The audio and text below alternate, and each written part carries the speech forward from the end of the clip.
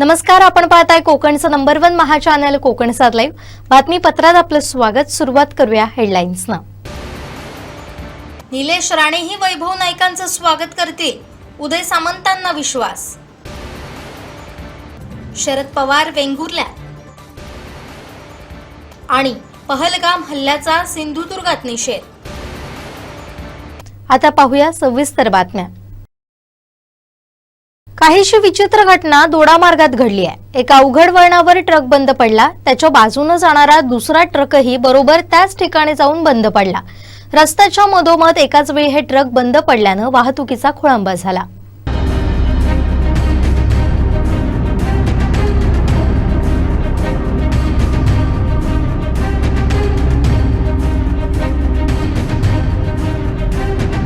दोडामार्ग बांदा मार्गावर कळणे येथील एका अवघड वळणावर मालवाहू ट्रक रस्त्याच्या मध्यभागी बंद पडल्यानं एकेरी वाहतूक सुरू होती। मात्र रस्त्याच्या दुसऱ्या बाजूने येणारा ट्रकही त्याच जागी येऊन बंद पडला, त्यामुळे दोन्ही बाजूची वाहनं पूर्णपणे ठप्प झाली। दोडामार्ग बांदा मार्गावरून दोडामार्गच्या दिशेने येणारा मालवाहू ट्रक कळणे येथील एका अवघड वळणावर रस्त्याच्या मध्यभागी बंद पडला। रस्त्याच्या साईड पट्टीवरून बंद पडलेल्या ट्रकला बाजू देऊन जाणारा दुसरा मालवाहू टेम्पो त्याच ट्रकच्या बाजूला जाऊन बंद पडला, त्यामुळे दोन्ही बाजूची वाहतूक बंद झाली होती। स्थानिक ग्रामस्थ, ट्रक चालक यांनी गटारावर माती टाकून पुन्हा एकेरी वाहतूक सुरू केली। ही घटना गुरुवारी सकाळी घडल्यामुळे कामानिमित्त जाणाऱ्या वाहन चालकांचा खोळंबा झाला।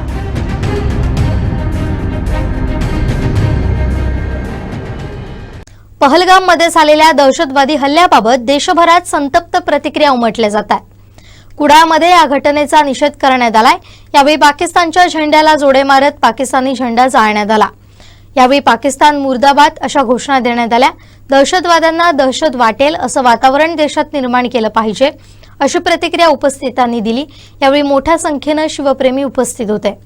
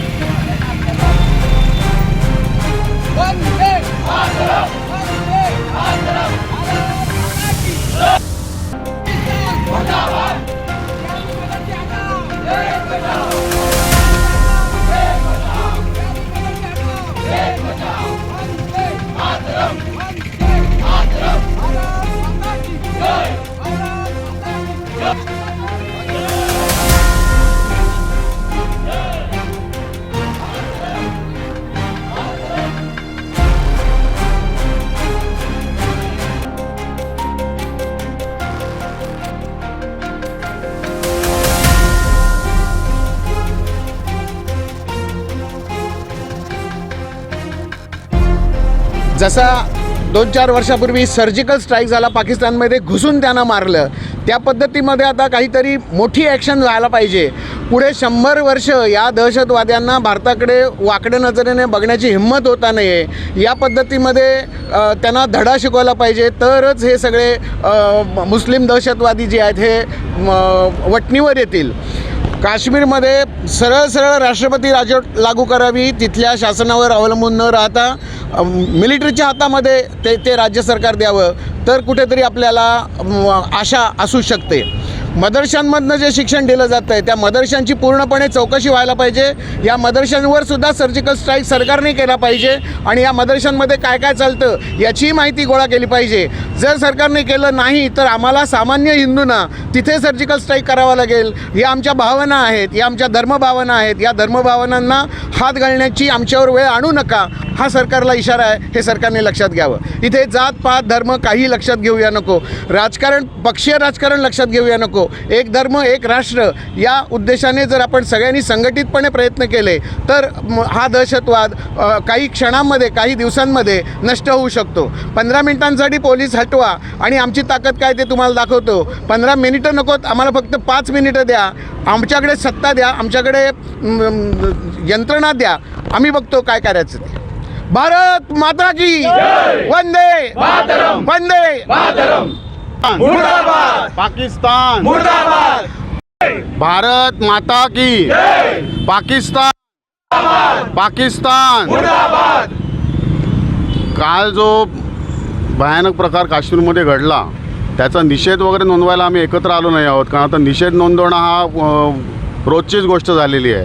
आम्हाला आता रिझल्ट पाहिजे आणि त्यातून आम्हाला असं वाटतं की इस्रायलने जो नियम वापरला आहे दहशतवाद्यांच्या विरोधात, जर तुम्ही आमचे 30 मारले तर आम्ही तुमचे 300 मारणार, असं उत्तर आम्हाला ताबडतोब सरकारकडनं हवं आहे।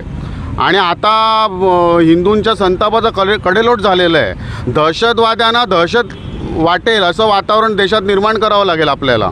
दहशतवादी खुलेआमपणे कोणीही बंदूक उचलणार आणि गोळ्या मारणार याला काही हिंमत लागत नाही, ह्याला भ्याडपणा लागतो। एखाद्या लहान मुलाच्या हातात तुम्ही बंदूक दिली तरी तो अशा प्रकारे गोळ्या घालू शकतो।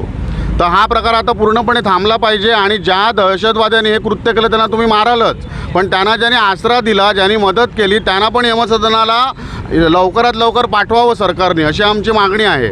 त्याचप्रमाणे जर तुम्हाला काश्मीरमधल्या पर्यटकांचं रक्षण करता येत नसेल तर काश्मीरमधलं पर्यटन बंद करा, कायमस्वरूपी बंद करा, कारण त्यामुळे पोटं कोणाची भरत आहेत, त्याच लोकांची भरत आहेत जे दहशतवादाला खतपाणी घालत आहेत। तर काश्मीरमध्येच फिरायला गेलं पाहिजे असं काही नाही, देश मोठा आहे आणि सगळं जग पडलं आहे फिरण्यासाठी, ही एक मागणी आमची असेल। त्याचप्रमाणे ह्या दहशतवाद्याला आमचं स्पष्ट मत आहे की लोकशाही मार्गाने उत्तर देणं शक्य नाही, म्हणून काश्मीरमध्ये लोकशाही वगैरेची गरज नाही।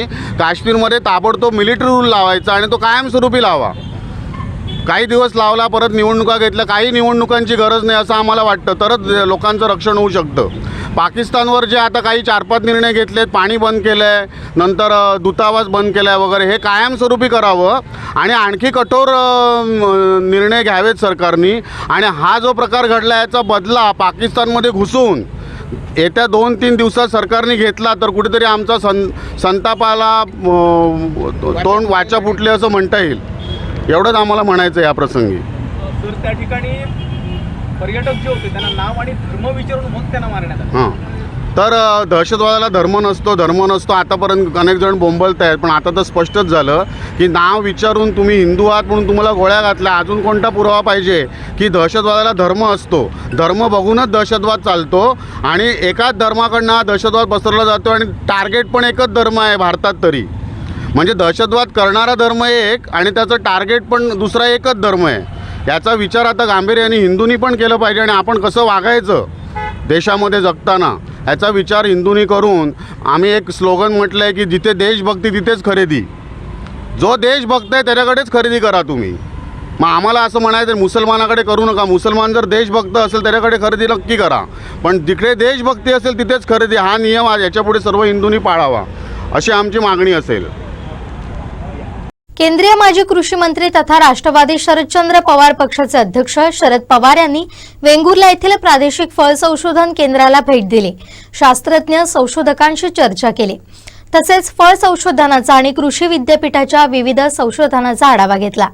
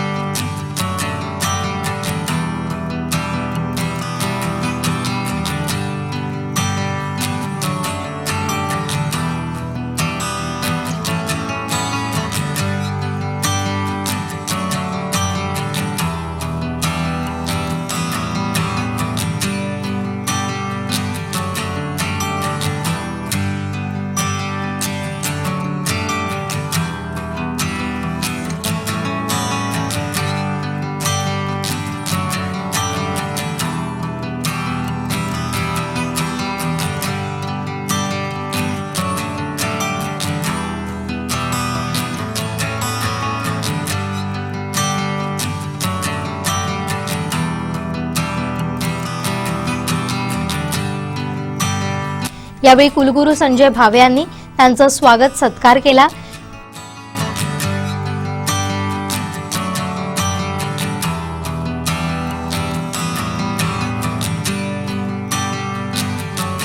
यावेळी प्रादेशिक फळ संशोधन केंद्राचे सहयोगी संशोधन संचालक गवाणकर यांनी प्रादेशिक फळ संशोधन केंद्राच्या आजपर्यंतच्या कामाची सविस्तर माहिती दिली।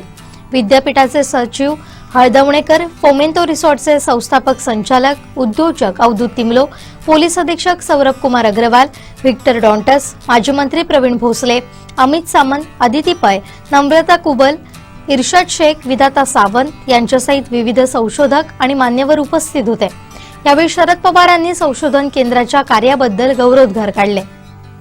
35 वर्षापूर्वी ज्यावेळी शरद पवार भेटले होते त्यावेळी वेंगुर्लेत रिसॉर्ट उभं करण्याबाबत इच्छा व्यक्त केली होती।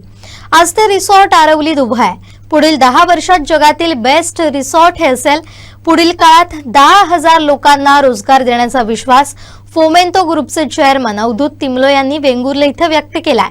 माजी केंद्रीय कृषी मंत्री शरद पवार यांनी पॅरिस्टर नाथपै समुदाय केंद्राला भेट दिली। त्यावेळी आयोजित कार्यक्रमात ते बोलत होते। यावेळी त्यांनी शरद पवार यांच्या वेंगुर्लेशी असलेल्या जुन्या आठवणींना देखील उजाळा दिलाय।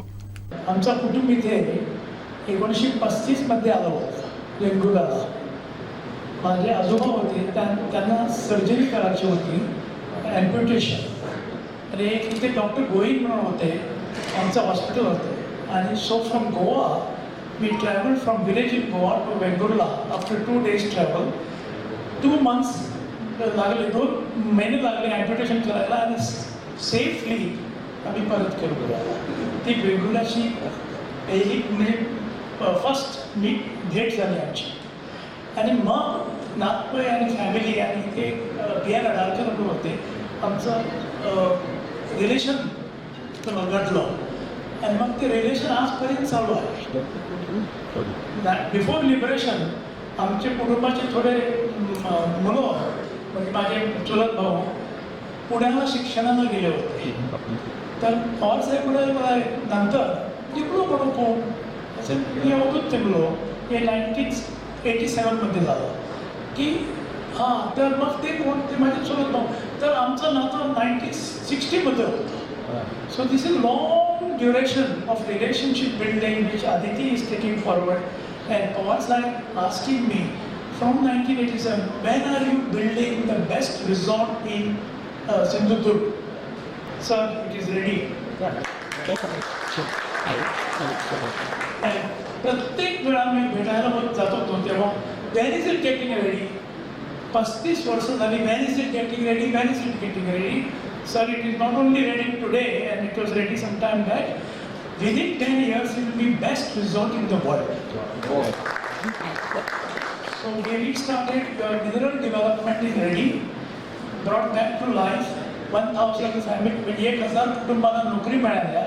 आता हॉटेलमध्ये 10,000 लोकांना नोकरी मिळणार, पण 1 दिवसात नाही मिळत। त्या पवार साहेब सारखे लीडर पाहिजे, म्हणजे मॅरेथॉन पाहिजे, स्प्रिंटर्स नको, टेस्ट मॅच आहे, T20 नको। पण चाललं आहे आमचा प्रयत्न आणखी होणार। आणि all of you must work together, you must बरोबर करून we must take this path. Dodamarg taluka पत्रकार समितीचा पत्रकार पुरस्कार वितरण सोहळा बुधवारी पार पडला। यावेळी दैनिक कोकणसात आणि कोकणसात लाईव्हचे दोडामार्ग प्रतिनिधी लव परब यांचा उदयनमुख पत्रकार पुरस्कार देऊन सन्मान करण्यात आला। जिल्हा बँक अध्यक्ष मनीष तळवी यांच्या हस्ते गौरविण्यात आलं। दोडामार्ग तालुका पत्रकार समितीचा पुरस्कार वितरण सोहळा बुधवारी निसर्ग फार्ममध्ये पार पडला। दीप प्रज्वलन करून छत्रपती शिवाजी महाराज, आद्य पत्रकार बाळशास्त्री जांभेकर यांच्या प्रतिमेला पुष्पहार अर्पण करून कार्यक्रमाची सुरुवात करण्यात आली।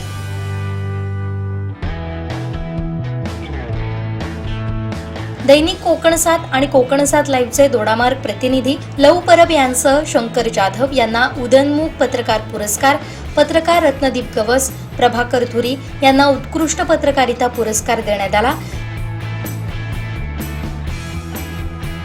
सार्वजनिक बांधकाम उपविभागाचे उपअभियंता अनिल बडे, उद्योजक तथा गव्हर्नमेंट कॉन्ट्रॅक्टर दत्ताराम उर्फ बाबा टोपले, उद्योजक सिद्धेश भोसले यांनी त्यांच्या क्षेत्रात केलेल्या विशेष कार्याबद्दल त्यांनाही सन्मानित करण्यात आलं। दैनिक कोकणसाचे संपादक, दोडामार्ग पत्रकार समितीचे अध्यक्ष संदीप देसाई यांचाही गौरव करण्यात आला। यावेळी जिल्हा बँक अध्यक्ष मनीष रवी, पत्रकार संघाचे जिल्हाध्यक्ष उमेश तोरसकर, जिल्हा माहिती अधिकारी मुकुंद जिलवंत, नगराध्यक्ष चेतन चव्हाण, उद्योजक तथा सामाजिक कार्यकर्ते विवेकानंद नाईक, भाजप जिल्हा उपाध्यक्ष राजेंद्र म्हापसेकर, शिंदे शिवसेना सावंतवाडी विधानसभा मतदार संघ संपर्क प्रमुख प्रेमानंद देसाई, तालुका प्रमुख गणेश प्रसाद गवस, ठाकरे शिवसेना जिल्हा प्रमुख बाबूराव धुरी, तालुका पत्रकार समितीचे अध्यक्ष संदीप देसाई, मुख्याधिकारी संकेत गायकवाड, पोलीस उपनिरीक्षक आशिष भगत, प्रकाश गवस, राष्ट्रवादी काँग्रेस शरद पवार गट उपजिल्हाध्यक्ष संदीप गवस, काँग्रेस तालुकाध्यक्ष वासुदेव नाईक, भाजपा तालुकाध्यक्ष दीपक गवस, ठाकरे शिवसेना तालुका प्रमुख संजय गवस, राष्ट्रवादी काँग्रेस अजित पवार गट तालुकाध्यक्ष सत्यवान गवस, पत्रकार पदाधिकारी उपस्थित होते। कार्यक्रमाचं सूत्रसंचालन तेजस देसाई, प्रास्ताविक अध्यक्ष संदीप देसाई आणि आभार सचिव गणपत डांगे यांनी मानले। माझे सगळे सहकारी पत्रकार अतिशय कौटुंबिक हा सोहळा करत असताना अतिशय आनंद होतो। खरं तर गेल्या 2 वर्षाच्या या ठिकाणी आपण पत्रकार पुरस्कार वितरण सोहळा करतोय, कारण गेल्या 3 वर्षांमध्ये 2 कार्यक्रम घेण्याचा योगायोग आला। हा कार्यक्रम म्हणजे आपल्याला जानेवारीमध्ये करायचा होता, पण आमचे एक पत्रकार यांचं जानेवारीमध्ये क्रिकेट खेळत असताना दुःखद निधन झालं आणि हा कार्यक्रम त्यावेळी प्रलंबित राहिला आणि आज अतिशय कौटुंबिक सोहळ्यामध्ये हा कार्यक्रम करत असताना खरं तर आनंद होतो। या सोहळ्यासाठी अगदी आम्ही शॉर्ट पिरियडमध्ये दळवी साहेबांना विनंती केली, त्यानंतर सगळ्या मान्यवरांना विनंती केली आणि मान्यवरांनी वेळावेळा त्या ठिकाणी उपस्थित राहिले आणि हा कार्यक्रम अतिशय चांगल्या पद्धतीने या ठिकाणी साजरा होतो। मी सर्व मान्यवरांच्या या ठिकाणी मनापासून पत्रकार समितीच्या वतीने स्वागत करतो। सर्व मित्र हो, खरं तर पत्रकारांचा कार्यक्रम म्हटला की तो चुकवायचा नसतो, कारण कोणाला कोणतं निवडून ठेवायची ही ताकद पत्रकारितेमध्ये असते। पण मला असं वाटतं की दोडामार्ग तालुक्यातले पत्रकार त्याला अपवादात्मक आहे, कारण सर्वात जास्त पत्रकार आणि व्यक्तिकार हे माझ्या दोडामार्ग तालुक्यामध्ये आहेत, याचा मला अभिमान आहे। इथली सर्व जी भौगोलिक परिस्थिती आहे त्याच्यातूनच खऱ्या अर्थाने इथल्या पत्रकारितेचा जन्म झाला, माझ्या पत्रकारांचा जन्म झाला असं मला वाटतं।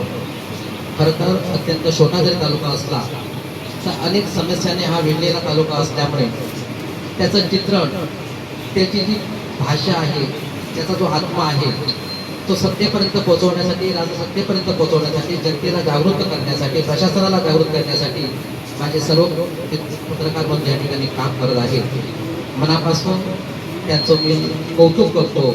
आपलं कार्य असंच चालू राहो आणि खऱ्या अर्थानं वर्षभर पंडित भारताचे पहिले पंतप्रधान पंडित नेहरू जेव्हा पत्रकारांच्या समोर बोलायला उभे राहिले त्यावेळी त्यांनी सांगितलं, आम्ही राजकारणात इतके व्यस्त असतो की आम्हाला आमचं काय चित्त टीका हे बघायला आम्हाला वेळ नसतो आणि आमचं काय चित्त हे दाखवण्याची जबाबदारी पत्रकारांची आहे आणि त्यामुळे तो चौथा तांबा अगदी मजबूत राहील आणि लोकशाही मजबूत राहील।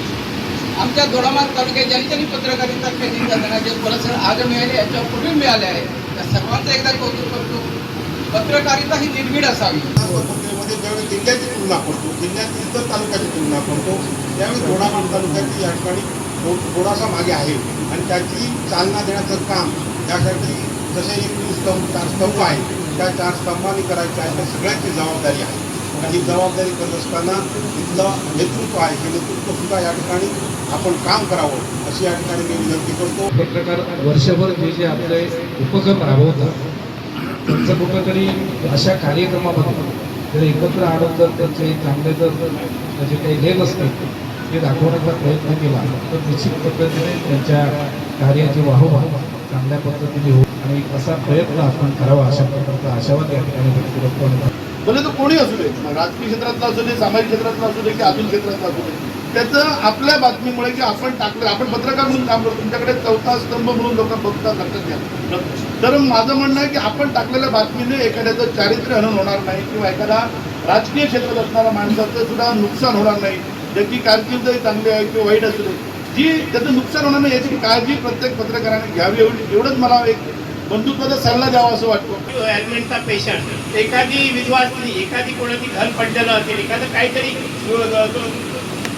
दुर्दैवाने काहीतरी वातावरण तर ती लेखणी जी आहे ती लेखणी पत्रकारांची दोडामागच्या पत्रकारांची पहिली चालते आणि समाजापर्यंत तो हा विषय येतो आणि हा विषय आल्यानंतर आमच्यासारख्या सामाजिक कार्यकर्त्यांना कळून मग आम्ही जागा होऊन त्या अकाउंटवर घालतो. पण मूळ जर असेल तर दोडामार्ग पत्रकार संघ हे त्याचं मूळ कारण आहे. कारण जोपर्यंत ते पत्रकार आपले लेखणीतून व्यक्त होत नाही तोपर्यंत आम्हा लोकांना कळत नाही कुठं काय प्रॉब्लेम आहे. जे आपल्या प्रशासकीय अधिकारी प्रशासन शासन आणि तिसरं पत्रकार आणि आपली ह्या पत्रकारांच्या ज्या आपण म्हणतोय शासन आणि जे प्रशासन जे काय करतात जे करत असताना जर चुकलं हे न्यायमूर्ती असेल. न्यायमूर्ती मला तर माझ्या माहितीप्रमाणे तरी पत्रकारितेच्यावरच जर काहीतरी वाचन करून काही न्यायचा समावेश करून न्याय दिला. पण मानेन का सोशल मीडियावर येणारी सगळी बातमी खरी आहे खोटी आहे की त्याच्यातली बाजू सत्य आहे की असत्य आहे हे तपासणारी यंत्रणा नाही. सोशल मीडियावर जे तुम्ही देताय त्याचे पडसाद हे तुम्हालाच भोगावे लागतात, आम्हाला नाही. कारण पत्रकार हा त्याच्यातला एक मध्यबिंदू असतो. आपण ती कृती करतो, करायला लावतो आणि त्याचे पडसाद ज्यावेळी उमटतात त्याचे पडसाद सुद्धा आपल्यालाच भोगावे लागतात. प्रिंट मीडियाचं तसं नाही आहे. प्रिंट मीडिया, इलेक्ट्रॉनिक मीडिया आणि सोशल मीडिया हे 3 भाग आहेत पत्रकारितेतले. सर्व राजकीय लोकांनी समजून घेतले पाहिजे की इलेक्ट्रॉनिक मीडियाला मान्यता आहे. जे सॅटेलाइट चॅनेल आहे ते मान्यता प्राप्त आहेत, केंद्र सरकारने मान्यता दिलेली आहे. तसंच वृत्तपत्र हे सुद्धा केंद्र सरकारच्या मान्यतेने आलेलं वृत्तपत्र आहे. त्याला काही नियम आहेत, त्याला अटी आहेत, त्या बंधनातून त्यांना काम करावं लागतं. सोशल मीडिया ह्या ज्याच्या हाती मोबाईल आहे तो पत्रकार. ही संस्कृती काळानुरूप वाढेलही, कदाचित सरकार त्याला मान्यता देईलही, पण त्या पत्रकारितेवर आपण किती अवलंबून राहावं हा त्याने विचार केला पाहिजे असं मला वाटतं. आपली जनता या तालुक्यातली म्हणा किंवा या तिन्ही तालुक्यातली जनता थोडी वेगळ्या दिशेने विचार करणारी जनता आणि म्हणून निश्चितपणे या तालुक्याला प्रतिनिधित्व मिळालं पाहिजे, मान सन्मान मिळाला पाहिजे. काही इतिहास काळामध्ये आपण मागे वळून बघितलं तर सुरेशभाईंसारखं नेतृत्व की ज्याने या दोडामार्गचं नाव या जिल्ह्यामध्ये पुढे घेऊन गेले, त्याला एक वेगळी ओळख निर्माण करून दिली. परंतु त्या पुढच्या काळामध्ये आता पुन्हा एकदा ते प्रवाह आपल्या सगळ्यांना पुढे घेऊन गेला पाहिजे आणि त्यासाठी तुम्हाला जी मदत लागेल ती निश्चितपणे करायची माझी या निमित्ताने सहकार्याची भूमिका राहील. हे सुद्धा आपल्याला निश्चितपणे प्रश्न राहिला की आपण लोकप्रतिनिधी असलो तरच विकासाची दिशा निवडू शकतो का, तर त्याचं माझ्या बाबतीमधलं उत्तर असं आहे की ते निश्चितपणे नाही. आपल्याकडे ज्या ज्या संधी प्राप्त होतात, मग तो पत्रकार म्हणून माझ्या हातात लेखणी असेल, मी एक छोट्याशा गावचा सरपंच म्हणून काम करत असेल तर माझ्या हातामधल्या सहीचा अधिकार असेल, किंवा त्या ठिकाणी मी एखादा अधिकारी म्हणून काम करत असताना त्या ठिकाणचा असलेला अधिकार असेल. आणि याच्याचबरोबर सामाजिक क्षेत्रामध्ये काम करत असताना मी एक समाजसेवक म्हणून काम करताना माझे जे कर्तव्य आहे याचं जर मी योग्य पद्धतीने पालन केलं तर निश्चितपणे मला असं वाटतं दुसऱ्या कोणावर विसंबून न राहता आपण एकत्र येऊन विकासाची गंगा आपल्या भागामध्ये आणू शकतो. दोडामार्ग तालुक्याला जे भवितव्य आहे ते जम्मू काश्मीरमधील पहलगाम इथं पाकिस्तानी दहशतवाद्यांनी केलेल्या हल्ल्याचा मालवणात सकल हिंदू समाजानं भरडनागा इथं पाकिस्तानचा झेंडा पायदळी तोडून तो जाळण्यात आला. यावेळी पाकिस्तान विरोधात घोषणांनी परिसर दणाणून सोडला.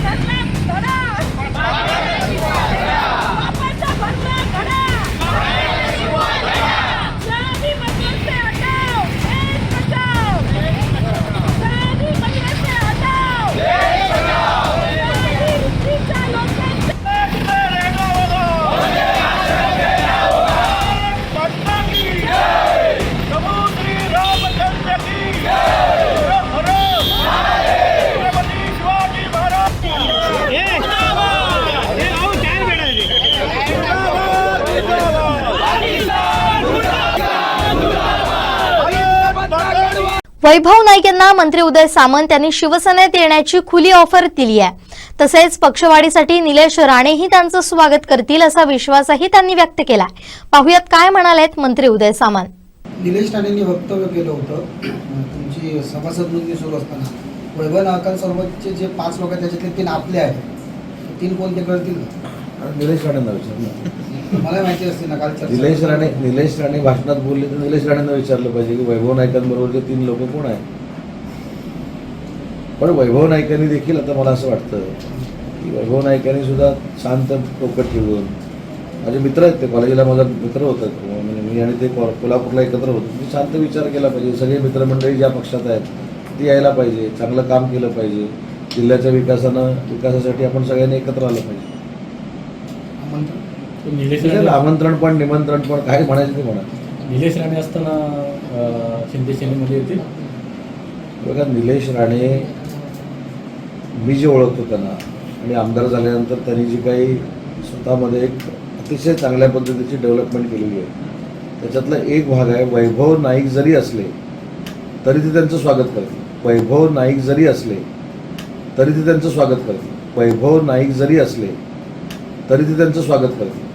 मी त्यांच्या पश्चात त्यांना विचारा पाहिजे. भाजप जिल्हाध्यक्षांचा काहीतरी गैरसमज झालाय. प्रत्येकाला पक्ष वाढवण्याचा अधिकार आहे. मी संघटन बांधण्यासाठी ज्यावेळी येतो त्यावेळी ठाकरे गटातील प्रवेश होतात. भाजप जिल्हाध्यक्षांना काही शंका असेल तर त्यांनी माझ्याशी बोलावं. मी मित्र पक्षाला अडचण होईल असं वक्तव्य करणार नाही. महायुतीतील घटक पक्षांच्या कार्यकर्त्यांचे प्रवेश घेणार नाही असा विश्वास मंत्री उदय सामंत यांनी दिलाय. असं वाटतं की काही लोकांनी माझ्या परवाच्या भाषणाचा काहीतरी गैरसमज करून घेतला. त्यांनी कोणी पत्रकार परिषद घेतली त्यांच्याबद्दल ठीक आहे, पण मी असं बोललो होतो भाषणामध्ये की प्रत्येकाला प्रत्येकाचा पक्ष वाढवण्याचा अधिकार आहे. महायुतीमध्ये 3 पक्ष आम्ही काम करतो आणि अन्य RPI सारखे अनेक मित्रपक्ष आहेत. या सगळ्या पक्षांना स्वतःचा पक्ष वाढवण्याचा अधिकार आहे, स्वतःची सभासद नोंदणी करण्याचा अधिकार आहे. त्याच्यामुळे कोणीच याच्यामध्ये वाईट वाटून घेण्याचं काही कारण नाही. मी हे देखील उदाहरण दिलं की आपल्या जिल्ह्याचे पालकमंत्री नितेशजी राणे हे माझ्या मतदारसंघामध्ये देखील त्यांच्या पक्षाचं संघटनासाठी आले होते, संघटन वाढवण्यासाठी आले होते. मला दुःख वाटून घेण्याचं काही कारण नाही. त्याच्यामुळे मी संघटना बांधणीसाठी संपर्क मंत्री म्हणून ज्यावेळी सिंधुदुर्गामध्ये येतो त्यावेळी मी कुणाच्या पक्षाची लोक, मित्रपक्षाच्या पक्षाची लोकं घेण्यासाठी येत नाही. तर आम्ही ज्यांच्या विरोधामध्ये लढलो त्या उभाटातलीच लोकं आमच्याकडे आम्ही घेतो आहे. कुठेही महायुतीतल्या घटक पक्षाच्या पदाधिकाऱ्यांना आम्ही हात घालत नाही. आणि आज देखील 1,500 ते 2,000 युबीटीतल्या पदाधिकाऱ्यांचा आणि कार्यकर्त्यांचा प्रवेश आजच्या मेळाव्यामध्ये होणार आहे. त्याच्यामुळे जी काय पत्रकार परिषद मी बघितली, ऐकली ती जिल्हाध्यक्षांची जरी असली आणि मी त्यांच्यावर बोलल्यानंतर कदाचित आमचे जिल्हा प्रमुख बोलले असते किंवा विभाग प्रमुख देखील बोलले असते, परंतु उच्च जिल्ह्यामध्ये आल्यानंतर वाद नको या दृष्टिकोनातून मी स्वतः पुढाकार घेऊन ही पत्रकार परिषद घेतली आहे. भाजपाच्या जिल्हाध्यक्षांना जर काही शंका असेल तर माझ्याकडे त्यांनी कधीही यावं, माझ्याशी चर्चा करावी. कुठचाही भाजपाचा पदाधिकारी आम्ही घेणार नाही, आम्ही घेतलेला नाही आणि घेऊ नये अशा सक्त सूचना आदरणीय एकनाथ शिंदे साहेबांच्या आम्हाला आहेत. त्याच्यामुळे संघटना वाढवत असताना माझे दोन्ही भाषणं जर आपण ऐकली, कणकवलीचं ऐकलं आणि सावंतवाडीचं ऐकलं, त्याच्यामध्ये कुठेही मित्रपक्षाला अडचण निर्माण होईल किंवा मित्रपक्ष दुखावला जाईल अशा पद्धतीचं भाषण मी केलेलं नाही.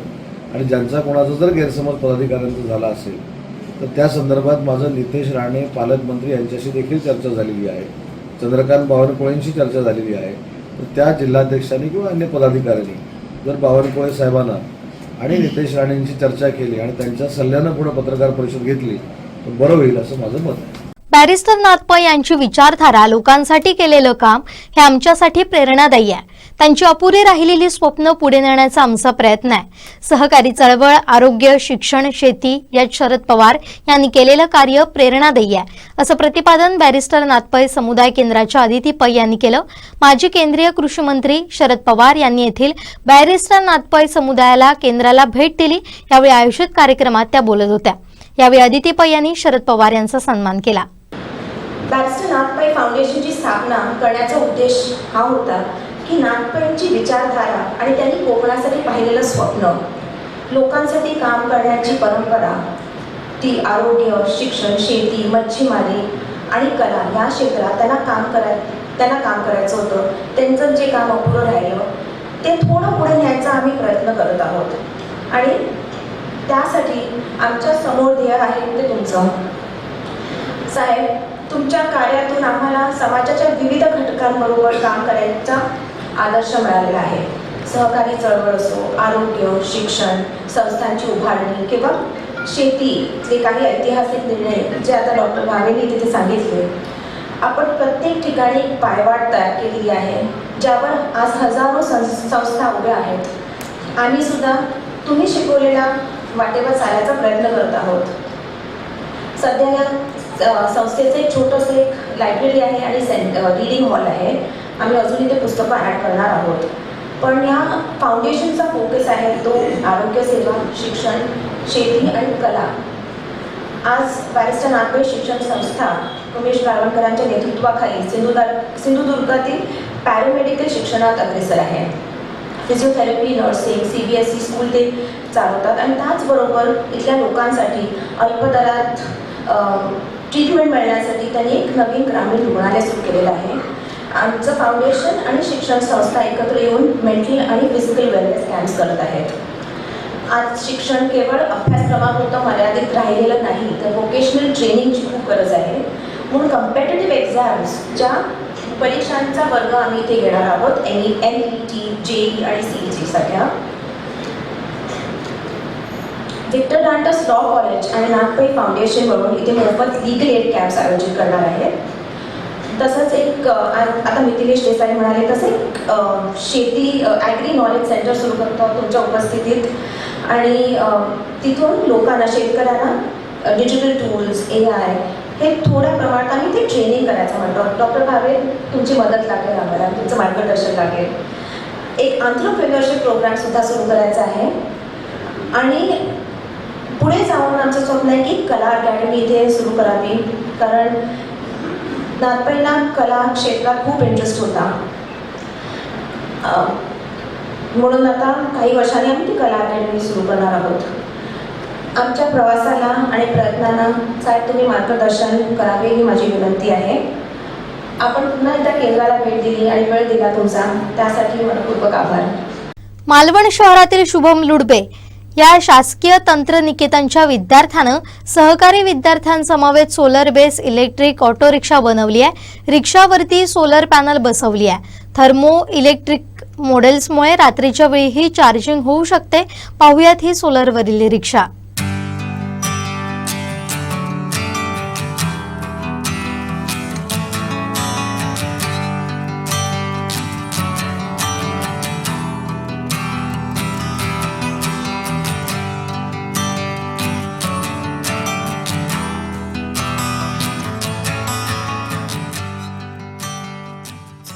माझं नाव शुभम परशुराम लुडबे. मी वायरी मालवण येथे राहतो.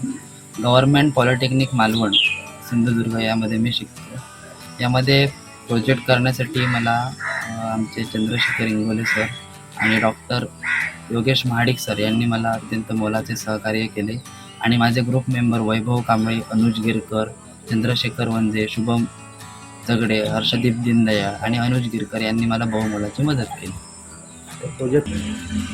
हा सोलर बेस इलेक्ट्रिक ऑटो रिक्षा आहे. असा हा माझा प्रोजेक्ट आहे. यामध्ये आपण पेट्रोल रिक्षाला स्क्रॅप न करता इलेक्ट्रिकमध्ये कन्वर्ट केलेली आहे आणि चार्जिंगसाठी जो वेळ लागतो तो वेळ कमी करण्यासाठी यावर सोलर पॅनल बसवलेली.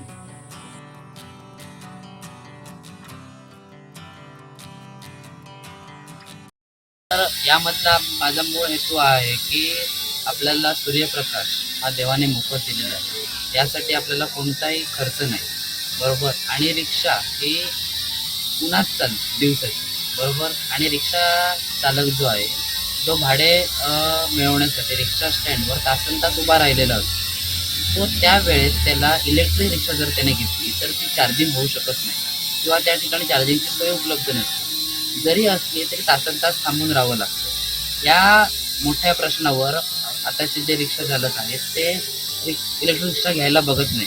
त्यांचं असं म्हणणं आहे की आम्ही 15 मिनिटात 500 रुपयाचं पेट्रोल टाकू आणि काय असेल ते अंतर कव्हर करू. त्या प्रश्नावर आपण हा तोडगा म्हणून केलेला आहे. आणि काय होतं की नवीन इलेक्ट्रिक रिक्षा घेण्यामागे 3.5 ते 4.5 लाख रुपये खर्च आहे. तो खर्च कमी करण्यासाठी आपण जुने जी रिक्षाची बॉडी असते ती आपण RTO सरांकडून रिक्वेस्ट करून घेतलेली आहे आणि त्यामध्ये आपण रेट्रोफिटिंग सिस्टीमद्वारे यामध्ये इलेक्ट्रिकमध्ये कन्वर्ट केलेली आहे. यामुळे काय होतं, जर पूर्ण बॉडी स्क्रॅप करून पुन्हा बनवण्याचा जो खर्च आहे तो खर्च पूर्णपणे कमी होतो आणि आपल्याला त्या बॉडीमध्ये सुधारणा करून रिक्षा बनवण्यात येईल. हे मुख्यतः आपलं प्रोटोटाईप मॉडेल आहे, म्हणजे आपण एक उदाहरण म्हणून आणि कॉलेजचं प्रोजेक्ट म्हणून हे मॉडेल केलेलं आहे. यामध्ये आपण कन्वर्ट करण्यासाठी BLDC मोटार 1500 वॅटची लावलेली आहे, सोलार पॅनल 225 वॅटचं लावलेलं आहे, ते आपण मॅक्झिमम 535 वॅटचं लावू शकतो आणि आपण 32 Ahची बॅटरी लावलेली आहे. ती बॅटरी आपण कमी कॅपॅसिटीची लावलेली आहे, तर आपण बॅटरीची कॅपॅसिटी वाढवली तर आपल्याला जे रिक्षा चालण्याचं जे अंतर आहे ते आपल्याला वाढू शकतं. यामध्ये आपण पे लोड 2 पर्सन आणि एक ऑटो ड्रायव्हरमध्ये ही रिक्षा आपण 8 किलोमीटर रन केलेली आहे. ते माझा मेन उद्देश असा आहे की रेट्रोफिटिंग करावी, चांगल्या बॉडीज असतात त्या, कारण आता ही आपल्याकडे एक उदाहरण आहे की ही गोष्ट होऊ शकते. जर रेट्रोफिटिंग केली तर आपल्याला जे पुनर्निर्माणाचा जो खर्च येत आहे तो खर्च कमी होतो आणि जर आपल्याला नवीन मॉडेल बनवायचं असेल तरी आपण बनवू शकतो, पण त्यासाठी आपल्याला पूर्ण नवीन डिझाईन ही रिक्षा करावी लागेल आणि त्यासाठी लागणारं वेगवेगळं मटेरियल वापरून ते आपल्याला बनवावी लागेल. पण त्यासाठी जो खर्च येणार आहे तो जास्त येणार आहे. आणि ही जी बजाज कंपनीची जी बॉडी आहे, मेटल बॉडी, ह्याला कंपनी फिटेड आणि त्यांनी टेस्ट त्यांची पूर्व नसल्यामुळे ही मजबूत बॉडी आपण जी बनवणार किंवा आपण घरी बनवू शकतो किंवा प्रोजेक्ट म्हणून बनवू, त्यासाठी त्याची जी ताकद कमी असल्यामुळे त्याच्यामध्ये तो एक डिसॲडव्हान्टेज होऊ शकतो आपल्याला. तर या आपल्याकडे प्रॉब्लेम येतो तो म्हणजे पावसात आपल्याकडे हे चार्ज होऊ शकत नाही किंवा रात्रीच्या वेळी चार्ज होऊ शकत नाही. तर यासाठी आपण काय केलं आहे, तर थर्मोइलेक्ट्रिक जनरेटर म्हणजे जे पेल्टियर मॉडेल असतात त्यांचा आपण वापर करू शकतो. या सोलर पॅनलच्या खाली आपण ते मॉडेल्स म्हणजे थर्मोइलेक्ट्रिक जनरेटर ज्यांना म्हणतात ते आपण बसवलेले आहेत. त्यामुळे आपण काही प्रमाणात थंड प्रदेशात किंवा अति उष्ण प्रमाणात इलेक्ट्रिसिटी जनरेट करू शकतो. यामुळे काय होईल, तर आपल्याला जो रात्रीच्या वेळेमध्ये सोलर पॅनल वर्क करत नाही ते आपण यामध्ये चार्जिंग करून गाडी चालवू शकतो. आता आपण 3 पर्सन आणि एक ऑटो ड्रायव्हर एवढ्या पे लोडमध्ये चालवून बघितलेली, म्हणजे आपण 350 किलो मॅक्झिमम वजन कॅरी करू शकतो.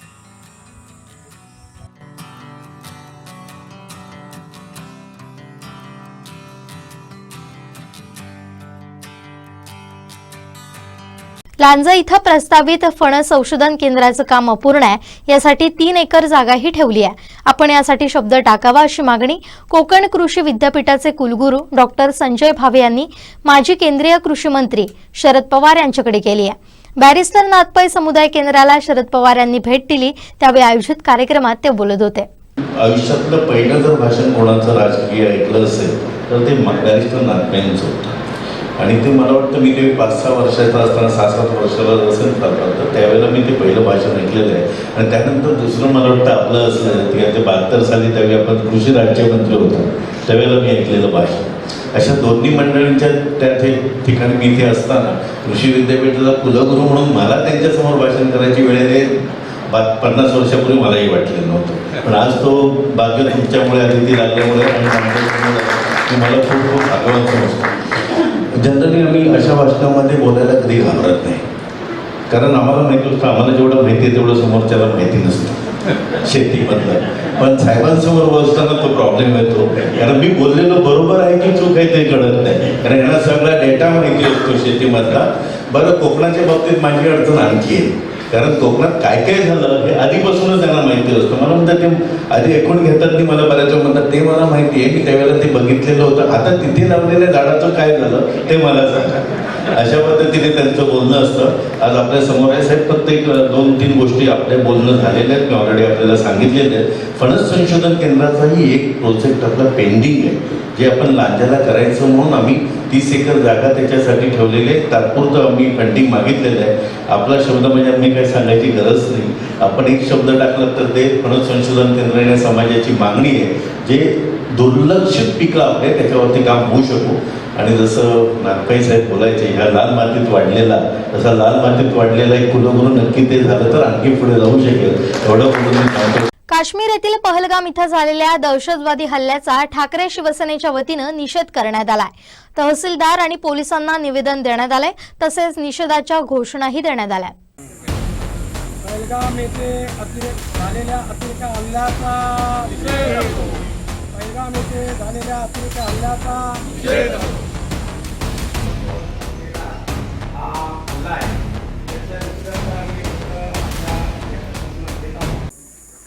आज शिवसेना उद्धव बाळासाहेब ठाकरे वैभववाडी तालुका वैभववाडी यांच्या वतीने आज तहसीलदार पाटील साहेब यांना आम्ही आज निवेदन दिलं. विषय होता, गेल्या 2 दिवसापूर्वी काश्मीर येथील पहलगाम जे अमरनाथ यात्रेच्या रस्त्यावरचं पहिलं ठिकाण आहे, तिथे करून म्हणजे मी स्वतः 5 वेळा अमरनाथ यात्रा केली आहे. पहलगाम, चंदनवाडी आणि नंतर पुढे शेषनाग वगैरे असे ती यात्रा करावी लागते. ते फार निसर्गरम्य ठिकाण आहे, त्या ठिकाणी पर्यटकांची गर्दी असते. असं असताना सुद्धा कुठेतरी गुप्तचर यंत्रणेमध्ये त्रुटी आढळली गेली असेल किंवा काय माहिती मिळाली नसेल, TRF सारखा एका जातीवादी संघटनेने तेथील पर्यटकांना त्यांची ओळख पटवून दिली, ओळख पटवून घेतली की बाबा हे हिंदू समाजाचे आहेत आणि ते महाराष्ट्रातनं आले आहेत, कर्नाटकातनं आले आहेत आणि राजस्थानमधनं आले आहेत, हे जाणून त्यांना काही त्यांच्या स्थानिक लोकांना त्यांनी बाजूला केलं काश्मीरी आणि त्या पर्यटकांवर बेछूट गोळीबार करून त्यांची अमानुष हत्या केली. त्यात 27 नागरिक हिंदुस्थानचे हे मृत्युमुखी पडले. आज या गोष्टीचा निषेध करताना आम्हाला एवढंच वाटतं आहे की या नुसता केवळ हिंदुस्थानावर हल्ला नाही आहे, हा जातीवाद बोकाळला गेलेला आहे, हा सगळीकडे जातीवाद बोकाळला गेलेला आहे.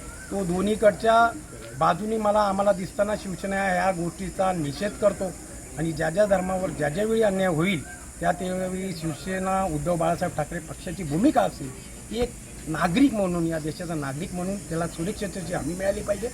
त्याचप्रमाणे सिंधुदुर्ग जिल्हा हा पर्यटक जिल्हा म्हणून आपण राज्याने घोषित केलेला आहे. या ठिकाणी अनेक मे महिन्यात आणि आता या एप्रिल महिन्यामध्ये पर्यटकांच्या पर्यटनास्थळी भेटी होत असतात, गर्दी होत असते.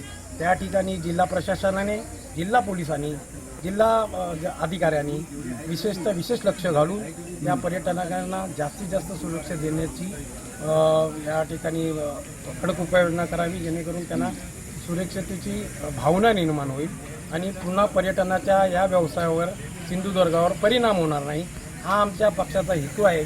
आणि तसंच उद्धव बाळासाहेब ठाकरेंचा आणि बाळासाहेब ठाकरेंचा, माननीय बाळासाहेब ठाकरे यांचा हा विचार आहे की ज्या ज्या ठिकाणी आपल्याला ज्या प्रत्येकाला आपले धर्मनिरपेक्षता असली तरी आपल्या धर्माचं आचरण करण्याचं, आपल्या धर्माचं पालन करण्याचं त्याला पूर्ण अधिकार असला पाहिजे. हिंदू असलो किंवा मुस्लिम असो, त्या ठिकाणी त्याच्या धर्माचं रक्षण करण्याचं काम शिवसेना पक्ष नेहमी एक भारतीय नागरिकांच्या मागे राहून करणार आहोत. म्हणून आम्ही आज हिंदुत्व म्हणून जरी आमचा हा विषय असला तरी भारतीय नागरिक म्हणून त्याच्यावर झालेल्या हल्ल्याचा आम्ही अतिरेकी निषेध करत आहोत.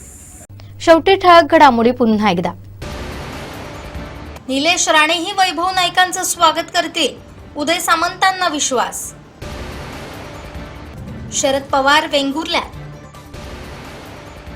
आणि पहलगाम हल्ल्याचा सिंधुदुर्गात निषेध. बातमीपत्रात वेळ झाली इथेच थांबण्याची. पाहत राहा कोकणचं नंबर 1 महा चॅनल कोकण साध लाईव्ह. धन्यवाद.